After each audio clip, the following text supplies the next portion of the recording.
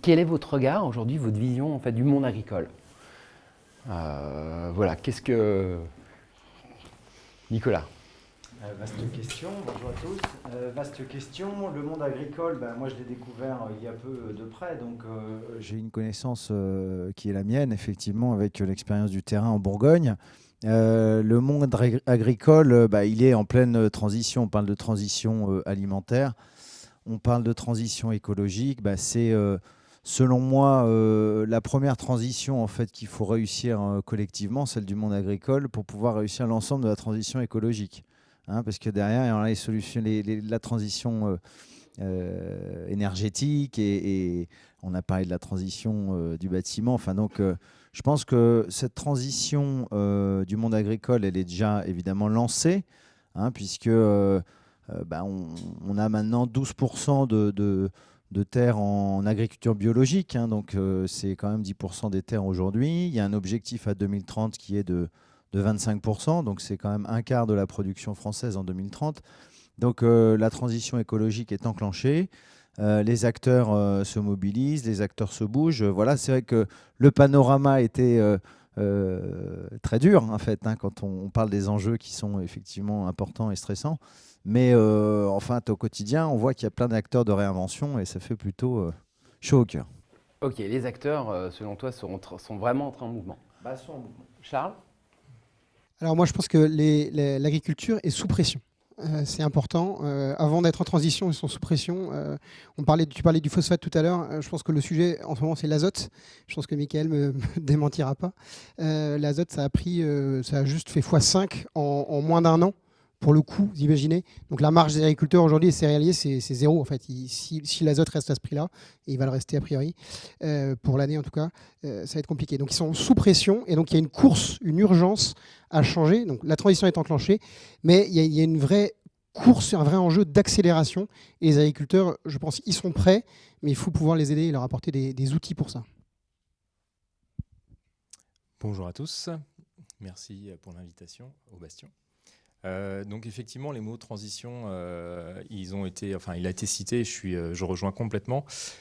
Transition, mais c'est très très profond en fait, ce qui a besoin d'être fait sur l'agriculture et d'une manière générale sur la société humaine, c'est que avant toute chose, je suis d'accord, il va falloir se nourrir.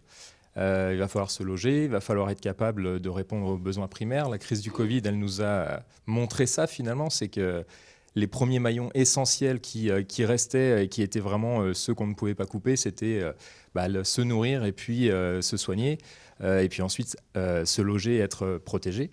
Et l'agriculture, elle a affaire à des nécessaires transformations qui sont, moi je dirais, assez violentes parce qu'on leur demande de faire des choses pour lesquels ils ne sont pas forcément tous préparés. Il y a une résistance au changement de la part de la population, mais aussi de la part des producteurs. L'agriculture, elle a besoin de changer sur plein de volets et ça a besoin de se faire de concert avec le monde qui consomme en fait. Il y a l'agriculture, et c'est vrai qu'après-guerre, l'agriculture a été faite pour nourrir. Et c'était la course à nourrir la France, en l'occurrence, si on raisonne sur l'échelle française. Maintenant, aujourd'hui, l'agriculture, c'est pas seulement nourrir, il y a aussi tout un monde qui est lié à du cosmétique, qui est lié à plein de choses qui ne sont pas liées directement à se nourrir. Et pourtant, ça occupe des sols, ça occupe le monde agricole. Et donc, l'enjeu de demain, c'est comment on va réussir à nourrir la planète durablement. Et c'est là où tous les modèles agroécologiques, pour moi, sont essentiels. Donc, je pense qu'on va tous être à peu près raccord là-dessus. Le bio étant effectivement, on va dire, un des précurseurs de ça. Et donc, pour moi, l'essentiel, ça va être de réfléchir à accompagner l'ensemble de la population, les consommateurs et aussi les producteurs, vers des modèles agroécologiques, de faire comprendre ça, de faire prendre conscience, et ensuite de trouver les bons modèles, les bonnes techniques pour pouvoir accompagner tout ce changement, quoi. Merci Guillaume. Michael, tu veux ajouter quelque chose?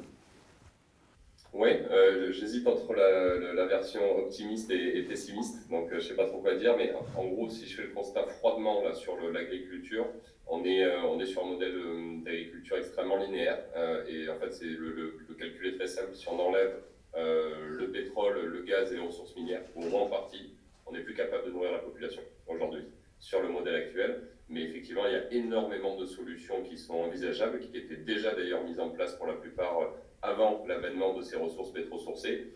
Mais je ne sais plus qui l'a dit, mais effectivement, ça demande des changements extrêmement profonds, à la fois sur le modèle, on va dire, des intrants, de ce qu'on produit, mais aussi sur l'exemple qui me vient toujours en tête, c'est la spécialisation des régions. C'est-à-dire que là, si on veut nourrir la population de demain avec une agriculture à minima un peu décarbonée,